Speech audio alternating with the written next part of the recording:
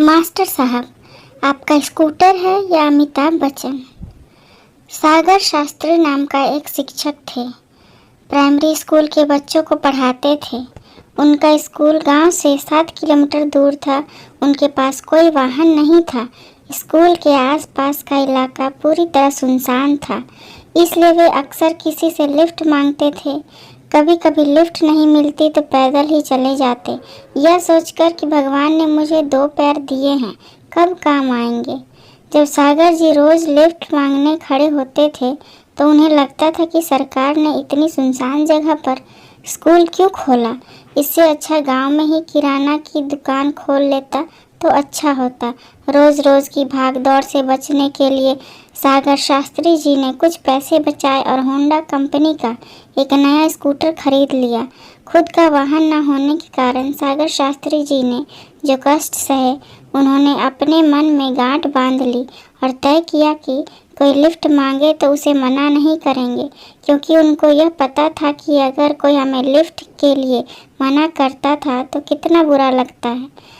अब सागर जी रोज अपने स्कूटर से स्कूल जाते थे और रास्ते में कोई उनसे रोज लिफ्ट मांगकर उनके साथ चला जाता था।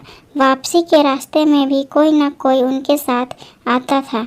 एक दिन जब सागर जी स्कूल से लौट रहे थे तो सड़क पर एक आदमी मायूस होकर लिफ्ट के लिए हाथ दिखा रहा था।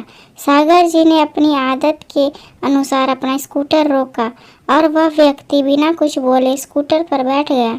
थोड़ा आगे जाकर उस आदमी ने चाकू निकाला और कहा, सारे पैसे और यह स्कूटर मुझे दे दो। इस धमकी ने सागर जी को पूरी तरह से डरा दिया और तुरंत सागर जी ने अपनी स्कूटर रोका। वह स्कूटर था जिसे वह बहुत प्यार करते थे। सागर जी ने उस स्कूटर की चाबी देते हुए एक विनती किया।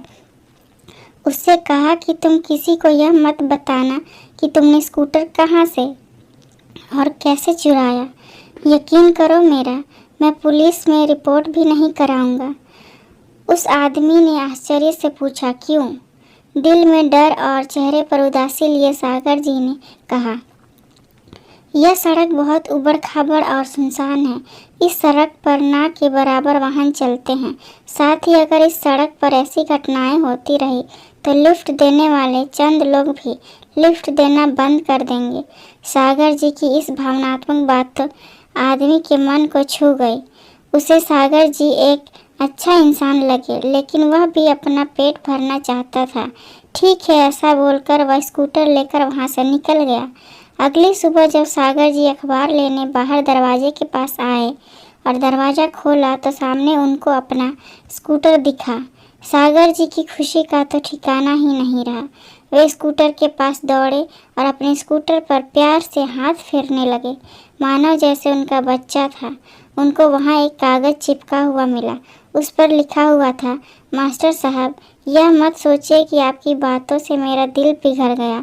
कल मैंने आपका स्कूटर चुराया और गांव गया और सोचा कि उसे भांगर वाले को बेच दूं, लेकिन जैसे ही भांगर वाले ने वह स्कूटर देखा, मेरे कुछ कहने से पहले ही वह भांगर वाला बोला, अरे यह तो मास्टर साहब का स्कूटर है। उससे बचने के लिए मैंने उसे कहा, हाँ, मास्टर साहब ने मुझे बाजार में काम से भेजा है। शायद उसे मुझ पर शक हो गया था।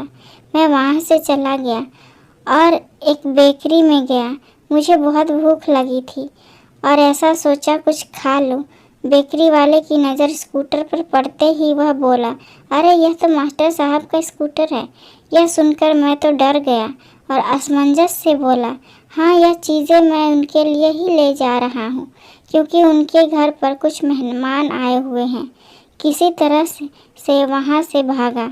फिर मैंने सोचा कि गांव से बाहर जाकर उसे कहीं बेच दूँ।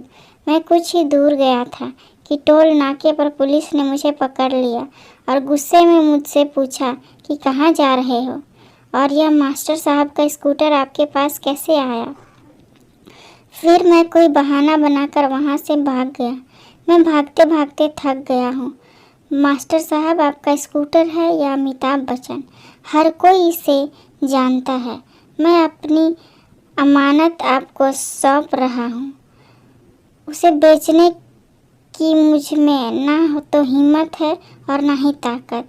आपको हुई परेशानी के लिए मुझे माफ़ कर दो और परेशानी के बदले में मैंने आपके स्कूटर की टंकी भरवा दी है।